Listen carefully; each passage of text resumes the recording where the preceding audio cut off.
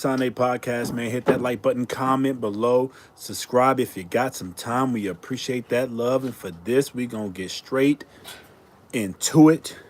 Topics for today. Shout out to Veterans Day. Shout out to all my veterans out there. Salute to you. Topics for today on this glorious Veterans Day on this Tuesday. Live fight talk, live fight chats with your boy, Casual Robots Sunday podcast, man. We're going to just keep it simple today. Keep it straightforward. We're talking about Vergil Ortiz, Ennis, and my man, Errol, the true Spence. I know you guys have heard all the back and forth. All the games have started already, right? We saw the likes of Ennis get into the ring with no other than Errol, the true Spence. I'm sorry. Ooh, messed that all the way up. Get into the ring with the likes of Vergil Ortiz. Sorry. Errol was in the arena. So was Jermell Charlo. We'll get to that in a minute. But we saw Vergil and Boots face off. And we're going to get straight into this thing. We're going to be short today. They got in there, they faced off, man, and we all believe that this is it. We already had, ducking accusations and Daddy, why did not come out? what? Why did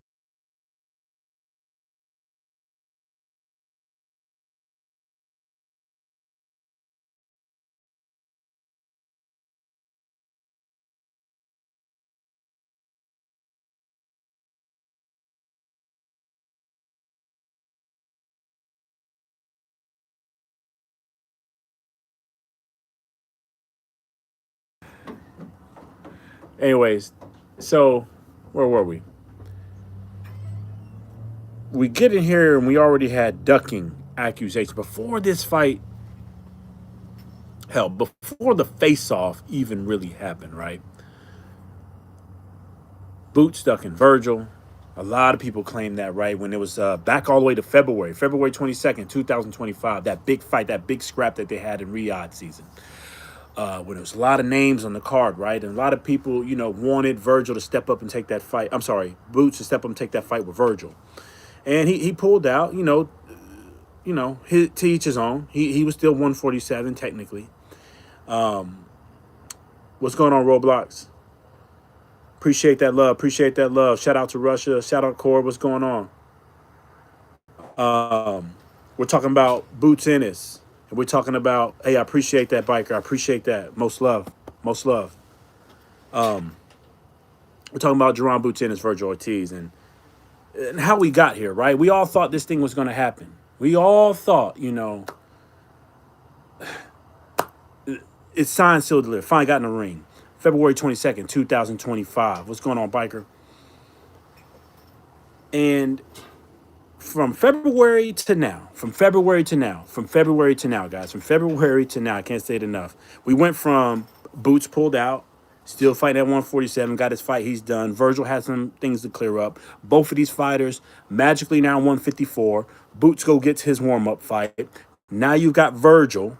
Vergil had his and I ain't gonna say warm-up fight, keep busy type fight, a risky fight at that we most perceive with the likes of Erickson Lubin. Both men put in good work. Both men got TKO stoppages. Both men stopped decent caliber fighters. I'm more impressed with Vergil's stoppage. I'm way more impressed with Vergil's stoppage than Boots, because Boots fought a guy that was truly a warm-up, right? Appreciate that love, biker. Appreciate that love, Court. Shout out. Much love around the world. Much love around the world. We salute this. That's why we love the sport of boxing. Brings all cultures together.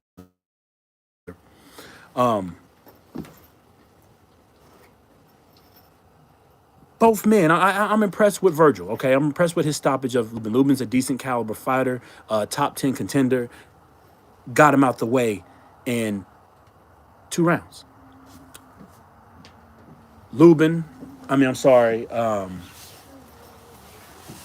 Boots obviously stopped his guy in the first round, but he was supposed to do that.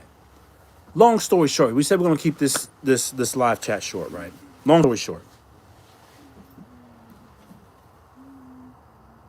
the close that down. Long story short, here we are.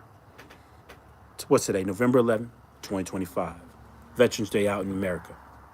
Salute to the veterans again. All this to happen, to line up just like you, the way you want it to line up. This is the way you want the sport of boxing to line up. Two high caliber fighters, two guys in their prime, two young guys at that. I believe both are under the age of 30.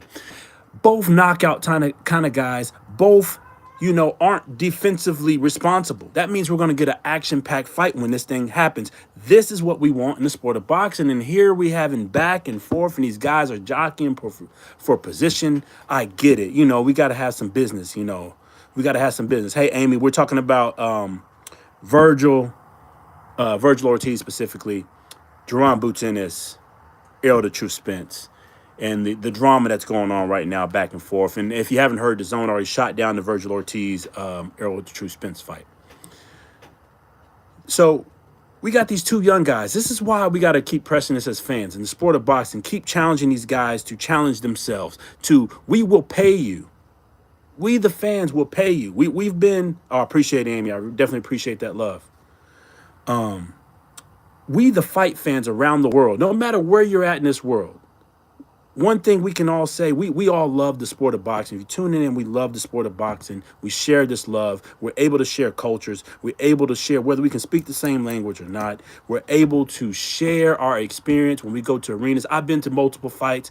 I've shared different conversations with many of people around the world, from the UK to Russia to Saudi Arabia to UAE to Dubai to Thailand to the Philippines, to Mexico, Brazil, obviously the US, and Canada. Around the world, we can share our love and share our love for the sport, and we will pay for that experience. We will pay to see good fights. We will pay to bring this sport to be the number one sport around the world. And this is what Vergil and the likes of Boots Ennis need to realize. This thing is bigger than them. This thing is bigger than when they stepped into the sport of boxing. It's bigger than you. This is a world sport and the best at it. And when you have the type of talent these guys have to step in that ring, we, the boxing fans, expect greatness. We want to keep pushing this thing. We want to keep pushing the sport, elevating the sport. And the only way to do that is make sure our guys get in there at the right time. Make sure they get in there while the iron is hot. Hey, what's going on, COK? What's going on? Want to make sure to get in the right time. No oversaturation, no over marinization, as they called it, right? We know Floyd mastered that. PBC, the brand, mastered that over marinization, soaking down the fight, and then boom, you got big pay-per-views. Well, I'm telling you here as fight fans, we are tired of poor pay-per-views. We don't mind paying, but we're tired of poor pay-per-views, man. We're tired of waiting till the fight's already over-marinated, too saturated, overcooked, overdone. We want to see the guys fight when they're at the best. And more importantly, and as fight fans, we have to do our job. Win, lose, or draw. Whoever loses this fight, we got to continue to support them fighters so they can take these kind of risks, right? Shout out to guys like Joseph Parker, Fabio Wardley. Those guys got it on when they shouldn't have to. Usyk's taking some risk. You've got the guys like, most of the time was getting there. He's about to take a few risks coming up soon.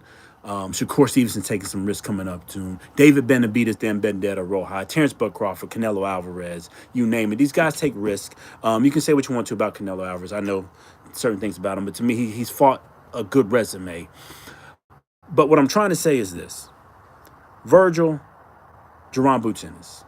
It's at this time the fight fans expect a lot out of you. It's this time that we expect a pay-per-view type fight. It doesn't need to be pay-per-view, but we expect a classic fight out of you guys because you're in your prime. You're in your youth.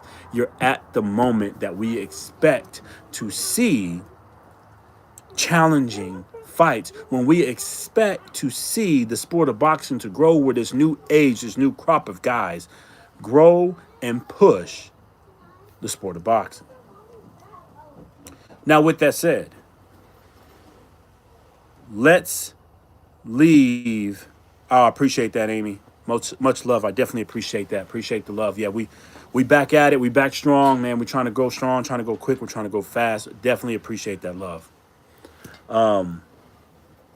With that said, right? Vergil Ortiz. Okay, no problem. No, you gotta do what you gotta do. Gotta do what you gotta do. It's a quick jump in, quick podcast. I appreciate the subscription. Hit that like button, comment below, subscribe if you got the time. We appreciate that love. Vergil Ortiz, John Ennis. Leave Errol the True Spence name out of your mouth. Errol the True Spence, and I love some true. I love Errol the Spence Jr. Big fan. Hurt when he got beat down by Terrence Bud Crawford. But it was a good fight. Good fight. That man hasn't fought in about 2.5 years now. And it'll probably be 3 years if he signs up for his next coming around fight. Errol Spence. And let's change that real quick.